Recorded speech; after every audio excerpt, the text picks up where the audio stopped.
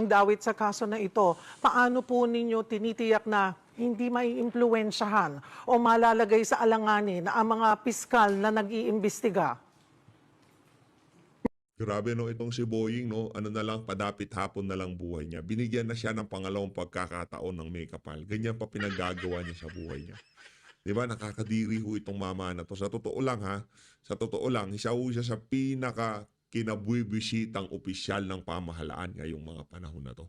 Kahit mapapro Talyanista and Saimada, mga Duterte supporter, mga Dilawan at Pinklawan, diring-diri ho sila dito sa mama na to. Especially doon sa ginawa niya dito kay dating Pangulong Rodrigo Duterte. Hindi naman, alam mo yan, we always take a risk in the jobs that we have. No?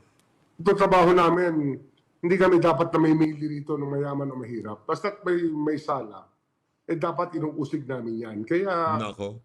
sanay naman kami na mailagay naman sa danger, no? Sa kapahamakan, sa landas ng kapahamakan. Kasi kasama po yan sa trabaho namin dito sa Department of Justice. Narinig na rin po namin sa inyo na aabot hanggang hudikatura yung galamay ng mga nasa likod ng missing Sabongeros. Ayan ang lumalabas, ayan ang amin lang sinasabi based on what we saw, sa what we heard sa ibang mga hawak namin na recordings tsaka evidences that are being given to us. Na ba? Ayan ang aming naging conclusion lang. Opo. Nakausap nyo na ho ba si Chief Justice Esmundo tungkol dito?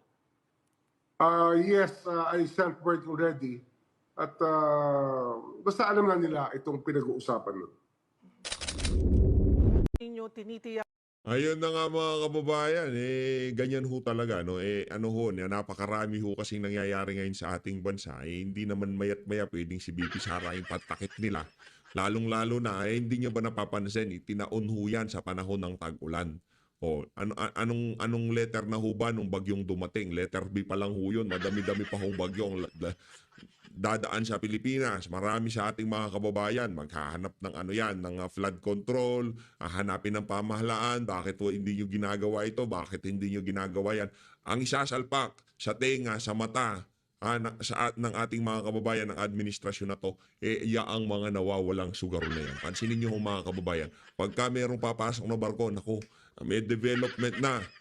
Japan tutulong sa paghahanap sa mga nawawalang katawan noong mga nawawalang sabungero, di ba? Ganyan ho yung mga headline yan.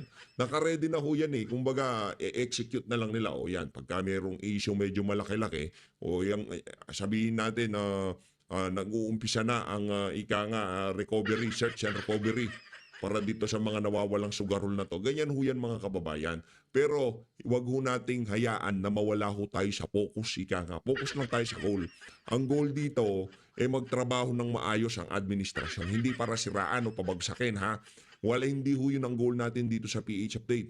Ang goal natin sana makita natin na nagtatrabaho ang administrasyon ni Bangag para talaga sa sambayan ng Pilipino. Yun ang atin dito, manawagan na galingan nila ang kanilang mga trabaho. Hindi para patalsakin. After 2 years, bababa na rin yan. Ba't patatalsikin, di ba?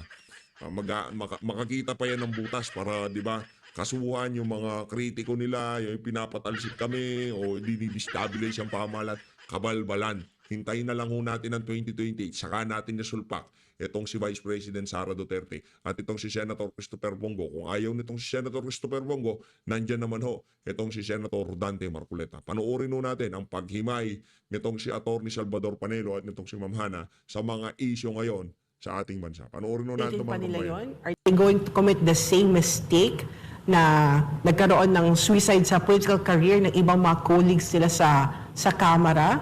What do you think, Attorney Sal?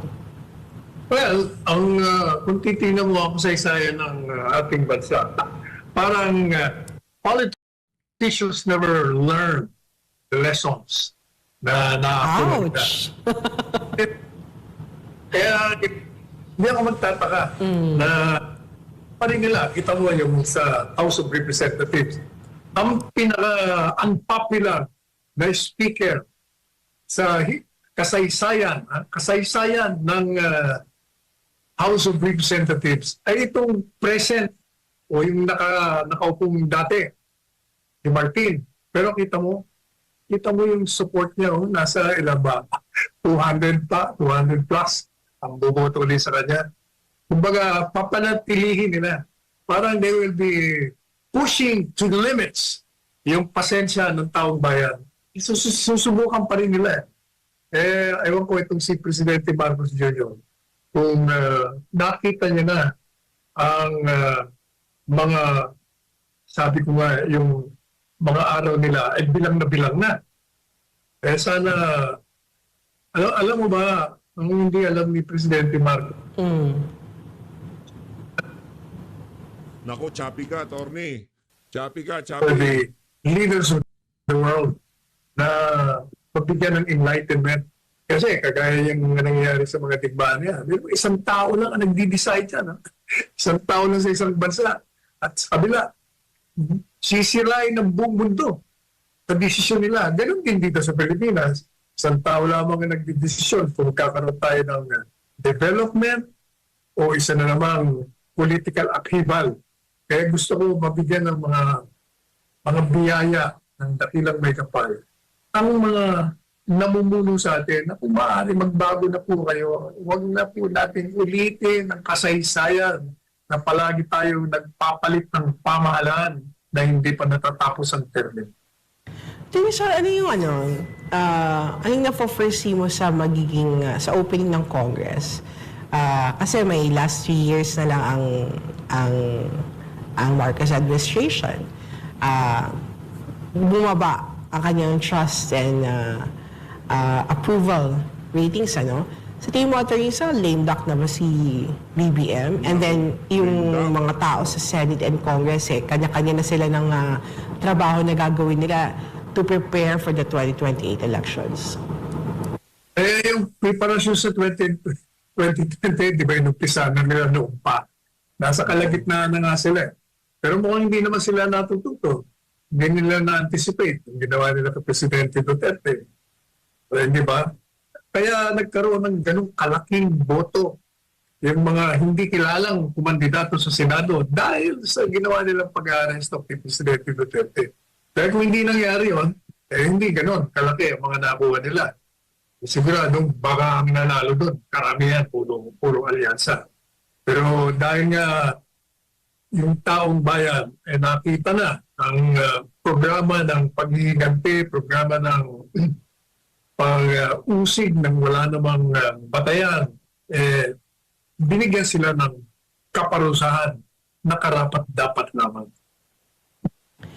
Samantala, Atty. Sal, pinahayag naman ni Pangulong Ferdinand Marcos Jr. na mananatili na raw yung 20 pesos kada kilong bigas, pero para lamang daw ito sa mga piling sektor ng lipunan tulad ng mga indigent, senior citizens, solo parents at PWDs. Ayon sa kanyang vlog, hindi lamang ito mabibili sa mga kadiwa outlets, kundi pati na rin sa mga pampublikong palengke sa tulong ng mga ahensya ng gobyerno at mga lokal na pamahalaan. Ani Marcos Jr., hindi maapektuhan ang mga magsasaka sa programa ito dahil patuloy umanong bibili ng gobyerno ang palay sa mga makatarungang presyo sa ilalim ng 20 bigas program ng pamahalaan. Binanggit din niyang may mga drying at processing facilities na itatayo para matulungan ang mga magsasaka at hindi sila malugi sa mga rice trader.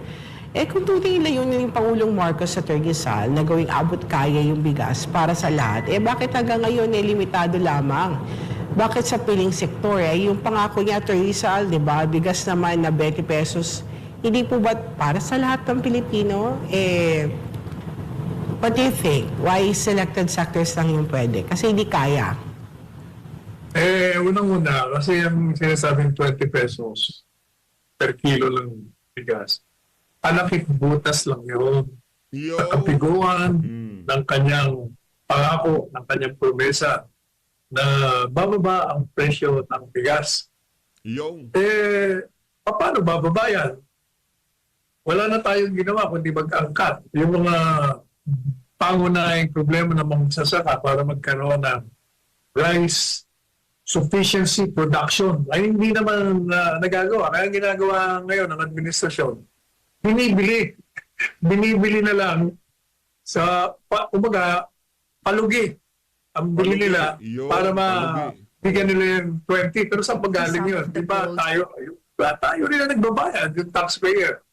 Ang dapat na ginawa niya dahil nangako siya na magkaroon ng pagbagsak ng presyo, babagsak lang yun kasi kung yung supply mo ng bigas ay sapat doon sa pangangailangan ng mga consumers. Dahil pag kulang, talagang babagsak ang presyo. Kaya ayan, ang katay ng angkata, nakikinabang yung mga importers. Kawawa ang mga magsasaka natin. Kaya hindi ba sabi ko, yan dapat kay si Francis Laurel. Kaya hindi ko maintindihan, ba't di niya patanggalin yan? Yan pa ang problema ng administrasyon. Yung tanong mo kanina, sa tingin mo kaya, sa 3 taon, gagawin pa nila yung mga pagkakamali. Gaya na sinabi ko, kung wala ka, sabi ko, tingnan mo yung problema natin sa economy, di ba? Dapat yung economic team, ang pinalitan niya, pero yun ang una niyang ginawa, pinanatili niya. Hindi ibig sabihin, hindi natututo. Ganun pa rin.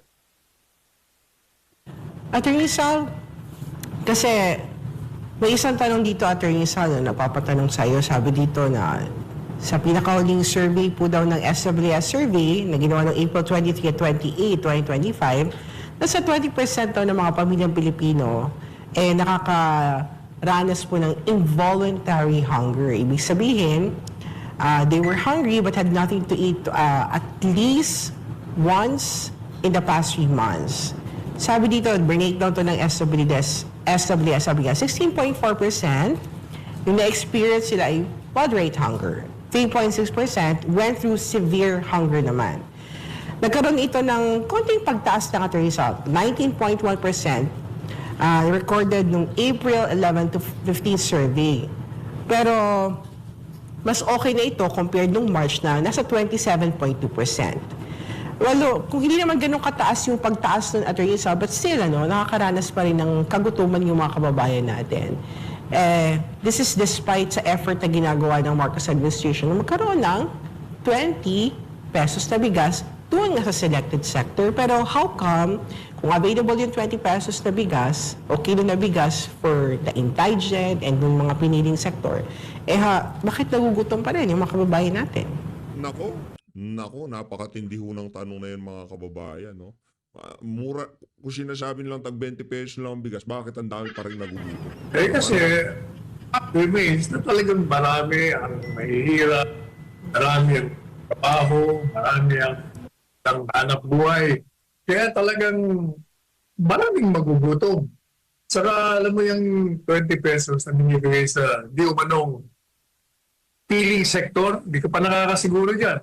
Kasi mukhang palakasan pa rin yan. Kaya mga malalakas sa namumuno sa mga LGUs. Mukhang piling-pili din ang mga nakikinabang niya sapagkat marami tayo nakakausap na hindi naman sila nakakabili ng 20 pesos ang bigas.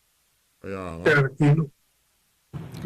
Samantala, Attorney Sal, sa nakaraang linggo ay kinumpirma ni Justice Secretary Jesus Crispin Boyeng Remulla na naisumiti na niya ang kanyang aplikasyon sa Judicial and Bar Council para sa posisyon ng Ombudsman. July 3 niya ito celebrate, Attorney Sal. Sabi nga, pinapaabot niya rin sa Malacanang ang kanyang intensyon at naniniwalang hindi makakapekto ang reklamong inihain ni Senator Amy Marcos laban sa kanya. Ang JBC ang magsusumiti ng shortlist sa Pangulo na may kapangyarihang pumili ng susunod na ombudsman. Attorney Sal, ano bang dynamics ito, Attorney Sal? If you're a Justice Secretary and then gusto mo maging part ng ombudsman, does it mean pag nasama ka na sa shortlist, resign ka na sa pwesto mo as DOJ unless hindi ka mapili? Paano ba yan? Hindi naman, hanggat hindi ka na-appoint, yung Secretary of Justice, you will remain as such. Kasama ba ang Justice Secretary sa JBC, Attorney Sal? Hindi ba?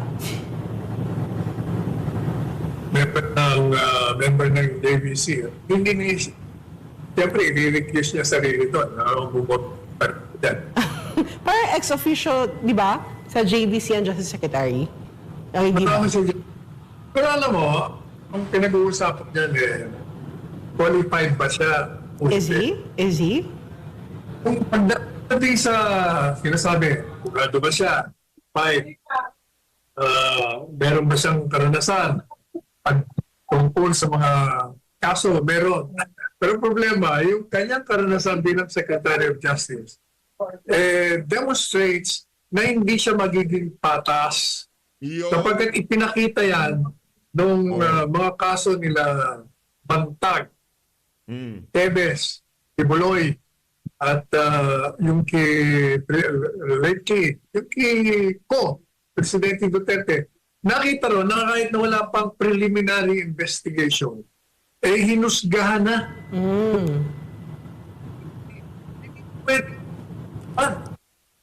kailangan ang ombudsman niya, kagaya ni Sammy Martinez, na hindi mo magbibili, hindi mo pag-iusapan, hindi mo matatakot. Kung anong batas, yun ang batas. Pati nga yung mga kilalang malapit kay Presidente Duterte, pina-arrest niya, tinanggal niya, at yung mga detractors naman ni Duterte, dinidismiss niyang kaso. Kung mga kailangan, batay sa ebidensya. Pero ito ang ating Secretary of Justice, yung kanyang kasaysayan ay talagang hindi ubra na maging ombudsman siya. Thank you very much, Attorney Sal. Pero yun nga, Attorney Sal, no? Akala ko sasabihin mo, di ba inisa-isa may requirement, abogado ba siya? May karanasan ba siya? Akala ko isusunod, may kaso ba siya sa ombudsman? Pag ikaw bang may kaso, Attorney Sal, and you want to be nominated, hindi ka ba ma-disqualify? Kasi yung kaso, the constitutional presumption of innocence applies doon sa mga aplikante. It would be unfair na may kaso ka, dahil lang may kaso ka, pending pa naman ang kaso, hindi pa nga alam kung guilty ka o hindi, disqualify ka na. Kaya po pwede siyang manominate. Pero nasa presidente na yan. Pag yan in-appoint niya, may problemang malaki. Ibig sabihin, talagang gusto niya yung taong naririyan. Kasi alam mo, 6-year term yan. Ha? May constitutional term yan eh. Pag yan naipasok mo, sigurado, pag dinimanda mo yung mga nakaupo ngayon, wala. Katakot-takot na dismissal ang mangyayari niya. Nagkakampi. Ayun, dito muna tayo kay Atty. Vic Rodriguez. Maraming nagre-request. Madami na daw live tong si Atty. Bakit di pa daw natin nagagawan ng reaction video? Ito na mga kababayan. Gagawan na natin. Ito ang pinaka-latest niyang ang tawag dito, live dyan sa Tinig Maisog. Panoorin mo natin. Napakalaking grupo po niyan. At yun nga ho, ito ay pinadala rin sa akin ng aking kaibigan na nais kong batiin, si kasamang Chito Fuentes. Pinadala po niya sa akin ito kagabi at aking pong shinare ito sa aking pahina, yung pinost po ng PCCI. Ang sabi po ng PCCI, ang buod po ng kanilang naging pahayag ay tungkol po ito sa anomalous, illegal, invalid, immoral, and most especially unlawful and unconstitutional 2025 national budget. Sabi po ng PCCI, yung pangulo po nila mismo, source of corruption. Yan po ang naging pahayag ng PCCI, ang kanilang pangulo. Malinaw po yung sinabi, source of corruption. Source of corruption ang 6.326 trillion pesos budget ng ating bansa ngayong 2025. Ito po ay ayon sa kanilang Pangulo, si PCCI President Yunina Mangyo. Si Madam Yunina Mangyo, ang Pangulo ng Philippine Chamber of Commerce and Industry. Marami po ang nagmensahe sa akin. Batiin ko lang muna si Pamela Rica Blanca, maayong udto, Attorney Vic. Kay Dave B. Ibanez, magandang tanghali po, Attorney Vic, watching from Santa Rosa, Laguna. Marami pong salamat. Kay Gina Dumali, maupay na udto, Attorney Vic. Kay MJ Page or Page, hello Attorney, watching from the United States of America. Marami pong salamat sa inyong pagsubaybay at pakikisa dito sa ating ginagawang pagla-live. Kay Divine Bacani, hello Attorney, watching here in Hong Kong. Kamusta po ang weather sa Hong Kong? Maulan pa rin ba at mainit? Kay Kiko Dumlao, Kiko, paano sumali sa Maisog? Tingnan po nyo, magpunta po kayo doon sa official page ng Hakbang ng Maisog. Meron po na roon na digital form para po ay makasali kayo at maging miyembro ng Hakbang ng Maisog. Hindi po tayo political party. Tayo po isang social movement na nananawagan for transparency, accountability, peace, and security. At pagbati rin sa lahat ng ating mga kasama na Hakbang Maisog. Kasama ko po yung grupo ng ibang Region 1, Region 2, and Region 3 nitong nakaraang Sabado. Diyan po ginanap sa Angeles City, Pampanga. Maraming salamat.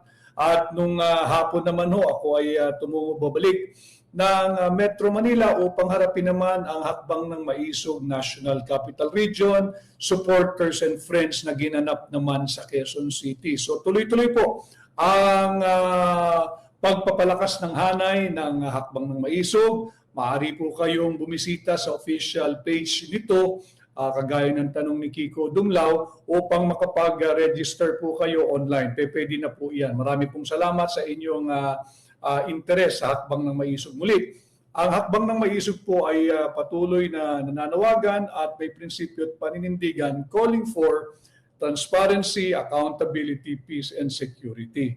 And going back to our topic today, which is the PCCI statement o yung pahayag ng Philippine Chamber of Commerce and Industry, marami po ang nagtatanong sa akin, ano raw po ang aking pananaw, bakit ngayon lang sila nagbigay ng ganitong pahayag. Una-una, ako ay nagpapasalamat pa rin at may ganitong pagpuna mula sa pinakamalaking at aktibong samahan ng mga negosyante, mamumuhunan at mga employers dito sa ating bansa, yung PCCI, yung Philippine Chamber of Commerce and Industry, sapagkat sila ay apektado. Bakit ano raw ho ang aking pananaw kung bakit ngayon lang sila naglabas ng ganitong pahayag?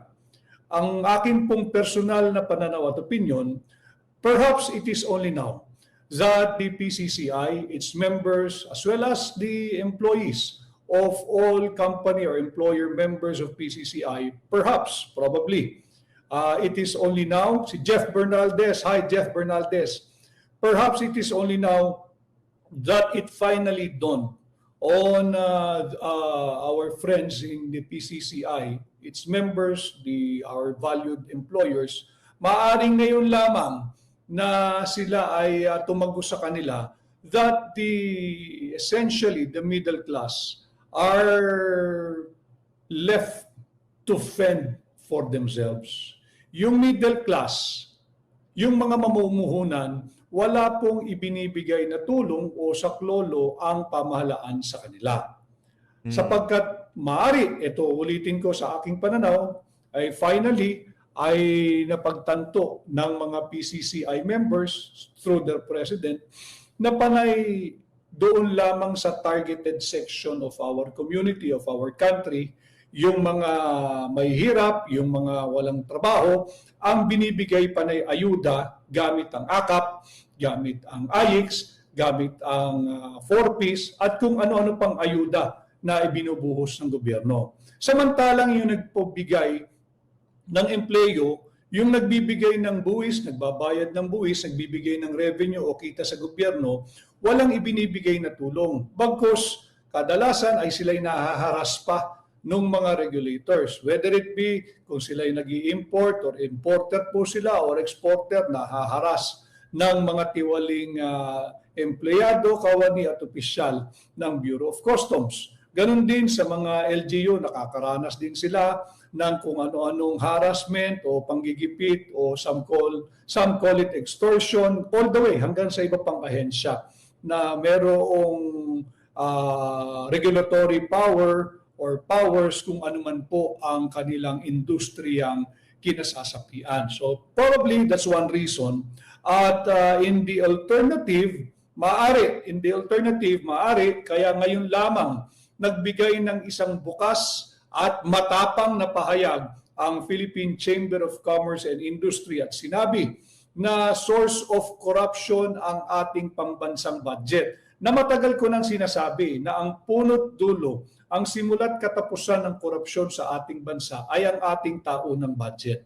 Maaari, Kay Fai Mifi watching here in Macau, salamat sa iyo. Kay Elma Donaire, good morning Sir Attorney Vic, magandang umaga din sa iyo. Kay Miv Lucky Demetria, good afternoon Attorney Vic Rodriguez watching from Tokyo. Maraming salamat sa iyong pagsubaybay.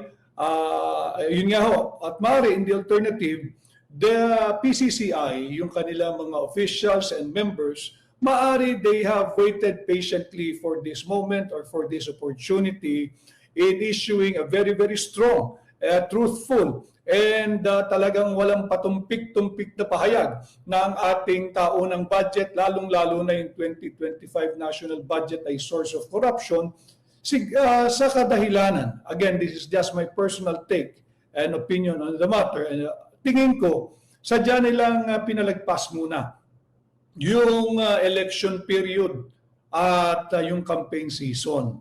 Nang sa ganoon ay hindi sila makaakusahan o mapagbintangan na sila ay engaging in partisan political activity o sila ay namumulitika o sila ay trying to shape public opinion one way or the other that could all the more alter yung resulta ng 2025 midterm election. Na nakita naman natin, if it is a referendum, it was a rejection, a resounding rejection na ibinigay sa kasalukuyang administrasyon ni Bongbong Marcos dahil mali nga ho talaga ang direksyon tinatahak ng ating kasalukuyang administrasyon. So, yung sa PCCI statement na sinasabing source of corruption, diyan daw po nagmumula ang korupsyon sa ating taunang budget. Ulitin ko, ito yung naging pahayag ng Philippine Chamber of Commerce and Industry. Bagamat ito po ay matagal lang napapag-usapan, subalit ngayon lamang sila naglabas ng bukas, matapang at walang patumpik-tumpik na pahayag. Again, sa aking opinion, dalawang bagay maaari kung bakit ngayon lamang sapagkat yan ho yung mga mensahe sa aking natanggap ko kahapon pa. Unang-una, maaring it is only now that it has dawned on them that the middle class are left to fend for themselves. Short, bahala kayo sa buhay niyong middle class, yung mga manggagawa, yung mga kumikita, yung mga nagbabanat ng buto, walang ayudang natatanggap sa gobyerno at ang binibigyang prioridad ay yung mga standby, yung tamad, yung ayaw magbanat ng buto, dinaig pa nila, yung mga araw-araw gumigising ng maaga para mamasahe, para hindi malate sa trabaho, yung ating mga kaibigang waiters, yung mga nagtatrabaho sa service industry, nagsisikap, nagtsatsaga, binubuwisan, nagbabayad ng buwis, pero hindi binibigyan ng kaukulang tulong ng gobyerno. Maari yun, tinamaan na rin ang diwa ng mga miyembro ng PCCI or maari din naman, matagal na silang merong posisyon sa usaping ito. Minabutit, minarapat lang marahil nila na wag na munang magbigay ng pahayag sapagkat yun nga po ay election period at dumating nga yung campaign season. Ayaw naman po siguro nila na sila ay maakusahan na engaging in partisan political activity o namumulitika sa madaling sabi. Kanya inantay nila yung pagkakataon na timely pa rin po ito, relevant po ito. Lahat po ng usapin tungkol sa unconstitutional, invalid, unlawful, immoral, and illegal 2025 national budget will always be relevant and timely until and unless meron na pong final resolution mula sa Korte Suprema.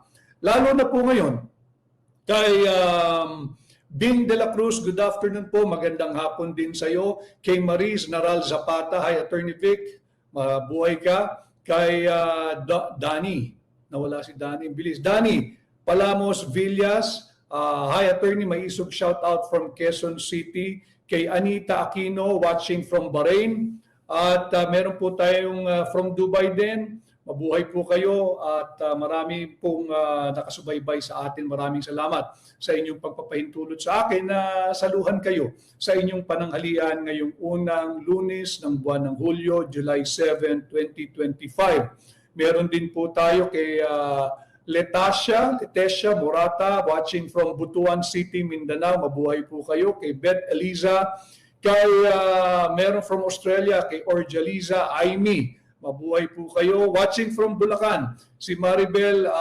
Bulean, Maribel Quejaro, Balean, watching from Santa Maria, Bulacan. Uy, Santa Maria, Bulacan, hindi naman pwede na magpapatuloy tayo ng ating direktang pakikipag-ugnayan sa inyo nang hindi natin binabati ang isang maisog at magiting na taga Santa Maria, Bulacan. Nagdiriwang ng kanyang kaarawan ngayon. Happy birthday, Ginoong Anthony Bossing Halili. Happy birthday sa iyo. Sa hangad ko na higit pang mabuting kalusugan para sa iyo. You've been helping many people at find time to enjoy also. Panayhanap buhay si Ginoong Anthony. Pero bayaw, happy birthday, mabuhay ka and more years ahead. Kay Malin Magsayo from Cebu, hello Malin, maraming salamat. So yun po yung hindi po matitigil ito at patuloy po magiging relevant na papanahon at akma ang usaping ito hanggat hindi po nare-resolba yung mga pending petition before the Supreme Court. Marami pong kaso dapat po resolbahin na, ilabas na ng Korte Suprema yung kanilang desisyon doon sa naunang petisyon. Tatandaan ho ninyo, yung illegal na kinuhang 60 billion pesos na pera ng PhilHealth. Hindi po pera ng PhilHealth yun. Pera nyo po yun. Pera ng mga miyembro ng PCCI, pera ng mga empleyado ng mga kumpanyang miyembro ng PCCI, pera po yan ng ordinaryong Pilipino. Kinuha ng national government sa ilalim ng administrasyon ni Bongbong Marcos mula PhilHealth yung 60 billion pesos. Marami nag-question, illegal and constitutional sapagkat malinaw po ito sa ating saligang batas, Article 6, Section 29. Pakibisita po ninyo yung Article 6, Section 29.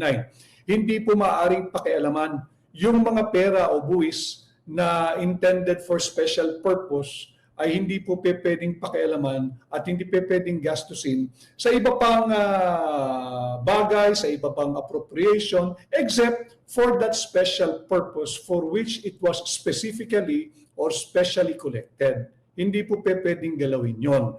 Nagkaroon na po ng ilang mainit at malalimang oral argument at hearing dyan sa Korte Suprema. By now, tapos na po supposedly yung kasong yan, yung nauna, yung sa 60 billion pesos na PhilHealth na kinuha ng Marcos administration mula sa mga kontribusyon ng manggagawa. Dapat yan ay ilabas na.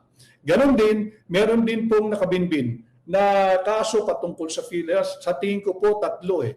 Meron po yung pinakahuli, yung final po ng grupo ni dating Secretary Liling Briones, patungkol din po sa zero funding naman na binigay sa PhilHealth ngayon 2025. Ulitin ko yung 60 billion kinuha ng gobyerno ng administrasyon ni Bongbong Marcos ay noong 2024. Pera niyo po yun. Pera po yun ng mga miyembro at kasapi ng PCCI. Pera po yun ng mga empleyado ng mga kumpanyang miyembro ng PCCI at higit sa lahat, pera po yun ng ordinaryong manggagawa. Pati waiter, pati yung mga nasa service industry, pera nyo po yun. Hindi pa ho na-actionan yun, hindi pa ho na-actionan pero wala pa pong desisyon. Yung isang kaso, meron pong i-final, last month lang ho yata, yung grupo ni Secretary Liling Briones, tungkol naman po sa zero budget na ibinigay sa ngayong 2025 national budget sa PhilHealth. Wala pong binigay na pondo sa PhilHealth. At bukod po riyan, may nauna pang dalawang kaso. Hindi ko na po kilala yung isang kasong kung sino nagsampa. Yung isa ho ay i-final ni Dr. Tony Liachon. Patungkol din po sa zero funding na natamo ng PhilHealth ngayong 2025. At bukod po dyan, pwede naman po kasing i-consolidate yung tatlong kasong yan at isa lang naman ang isinisigaw niyan. Illegal, unlawful, unconstitutional, yung pagbibigay ng zero funding sa PhilHealth ngayong 2025. At on top of that, meron pa po tayong pending case na isinampa kami po ni Congressman Sid Ungab at ilan pang mga kilalang abogado sa Korte Suprema yung ating pong hinihiling na ideklarang unconstitutional itong 2025 national budget sapagkat hitik, siksik, liglig, umaapaw sa korupsyon.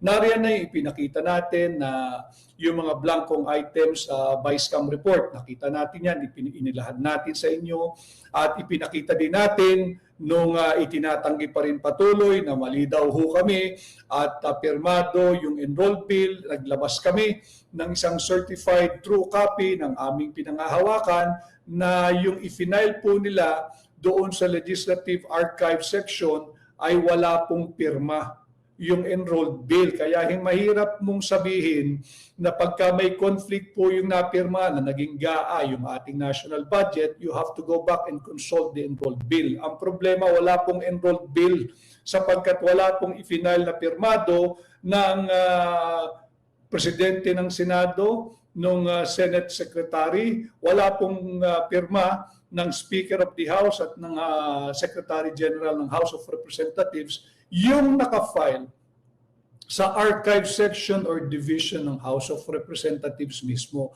At yan po ay sertipikado. Kanya po si Placido Piloso po, shout out attorney, mabuhay ka Placido, at talaga naman nasa campaign mode pa rin si Placido pag nagsasalita, wala akong lowering of the volume ang tinig ni Placido. Mabuhay ka Placido, at ganun din kay Verdel, mabuhay ka Verdel.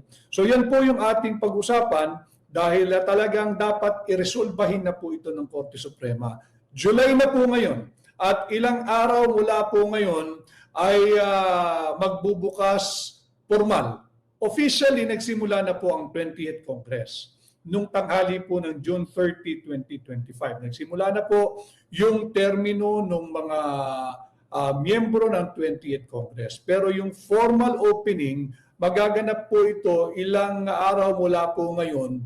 At ito, ang highlight po nito ay yung SONA, yung State of the Nation Address. Alam naman natin, naghahanap sila ng maire-report. Kanya pinepuwersa yung 20 pesos kada kilo ng bigas. Correct. After 3 years, at syempre, kung ano-ano pang pinipilit nila, may report lang ho sa taong bayan. Naging busy ho sila sa pamumulitika, sa political persecution, sa paghigop ng pera ng mamamayang Pilipino, sa pagpasa ng mga immoral, illegal, invalid laws, specifically and especially ang ating national budget. Kanya po dapat pag-usapan, malinaw po, kaya namin dinala ang usapin sa Korte Suprema sapagkat kinikilala namin ang independence at otoridad ng Korte Suprema. Tatandaan ninyo, sa hakbang ng maisog, we have all been for the upholding, for the respect, and for the defense of our Constitution. Ating ipagtanggol, itaguyod, protektahan at depensahan ang ating saligang batas. At dahil kinikilala natin ang supremacy of the Constitution, tayo ay tumakbo sa Korte Suprema bilang co-equal and independent branch of our system of government. Sana naman ay magpatuloy ang mga nakabinbing kasong dyan, i-consolidate, magkaroon ng hearing, ng oral argument, at yung magiging desisyon o resolusyon ng Korte Suprema dito sa naunang kaso na, yung kaso sa PhilHealth, yung 60 billion na kini-question din. Sana po yan ay ilabas na rin ninyo bago pa man dumating ang SONA, dahil pag-uusapan na naman po pagdating ng formal opening of the 20th Congress. Ang primary po dyan ay ang ating taunang budget. And for 2026, the proposed national budget ay 6.8 trillion pesos. Pakinggan po ninyo ito, PCCI. Sana'y maging aktibo kayo sa pagbabantay, sa tulong din sa Kongreso, sa mababang kapulungan. Nakakatiyak tayo, pangungunahan ito ni Congressman Isidro C. Dungab, ang pagmamatsyag sa proseso ng pagpasa ng budget. Ang problema ho natin, mga kababayan, patago po kasi nilang pinagjajagel o pinaglilipat-lipat ang pondo gamit ang otoridad ng Vice-Cam. Nakita po natin yan noong 19 Congress. Yung Vice-Cam po, wala pong authority yan. Makialam sa naipasa na ng Senado at ng mababang kapulungan. Ang purpose po ng Vice-Cam ay i-reconcile lamang yung conflicting figures or probably yung mga nagkamaling paglagay ng halaga doon sa isang item. Yun lamang po yan. Pero wala pong kapangyarihan yan na magpasa o humulma ng sarili niyang taunang budget na lihis doon sa National Expenditure Program o yung panukalang budget na isinusumite ng Pangulo ng Republika ng Pilipinas. Wala pong kapangyarihan yung BICAM na yan. Kaya kung ano mang lalabas dyan na itsura ng ating budget na lihis o malayo doon sa isinumiting proposal o request ng tanggapan ng Pangulo, hindi po yan dapat pinipirmahan ng Senate President at ng yung contingent po niyan muna, yung contingent na nagmumula sa Senado at yung contingent na nagmumula sa mababang kapulungan na miyembro ng BICAM, at lalong hindi dapat pinipirma at inaaprubahan yan ng mababang kapulungan at mataas na kapulungan, at hindi dapat isumiti sa tanggapan ng Pangulo. Pero ang pinakamalala, hindi rin po dapat pinipirmahan ng Pangulo yung mga ganyang uri ng budget. Ito na nga po tayo, nagsasalita na rin ang pinakamalaking grupo o samahan ng mga negosyante at mamumuhunan at employer dito sa Pilipinas, ang PCCI. Sinabi nila, hindi sila nagpatumpik-tumpik na ang ating taunang budget ay source of corruption. Tama po yun at matagal na po nating sinasabi yan, na ang simulat katapusan ng korupsyon sa Pilipinas ay ang ating taunang budget. Bakit kanyo? Dyan lang naman sila kukuha ng pera. Dyan lang nila na rini-realign, linalaro. Tatandaan niyo itong 2025 national budget, higit na malaki yung binigay sa Department of Public Works and Highways, hindi sa education sector. Paglabag pong malinaw yan sa ating saligang batas, Article 6, Section 25, malinaw po yan, that the state shall give the highest budget priority to education. Education. At yan, binawasan pa ng 31 to 32 billion pesos higit kumulang ang education sector ngayong taong 2025, kahit na alam na ng lahat, maliban na lang siguro sa Malacanang at sa mga mambabatas na nagpuwersa ng budget na ito, na kulelat ang estudanting Pilipino pagdating sa reading, sa math, at sa science o siyensya pagdating sa level of comprehension. At mismo yung EDCOM 2, yung Education Commission ng House of Representatives, sinabi nila na halos lahat ng grade 4 students ngayon, kasalukuyan, nung unang nagdaang school year, ay hindi dapat nasa grade 4 bagkus ay grade 1 lamang ang level ng kanilang comprehension. Kahit ano pang sugarcoat mo, isa lang ang ibig sabihin ng EDCOM 2 report. Mangmang yung halos lahat ng grade 4 students natin na nasa public education system, kahit ano pang pagbabaliktad-baliktarin mo, doon uuwi sa konklusyon na yan.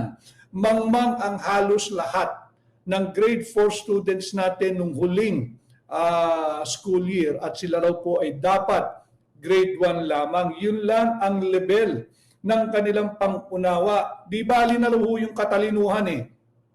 Yung level ng pangunawa, iba po yung katalinuhan sa pangunawa. May tao, may batang sadyang matalino, gifted. Pero yung pangunawa, yung comprehension, itinuturo po sa eskwela yun, de-develop po sa eskwelahan yan. At syempre, ang unang guro ay ang ating mga magulang. Sa bahay nagsisimula yan, pero na-enhance po yan pagdating sa eskwela. And yet, in spite and despite of the findings of the EDCOM 2 report, na nakaloob dyan sa EDCOM 2 report, ay binawasan pa rin ng halos sigit kumulang 32 billion pesos ang pondo na dapat sana ay sa education sector. Saan napunta yung bulto ng pondo? Di saan pa sa paboritong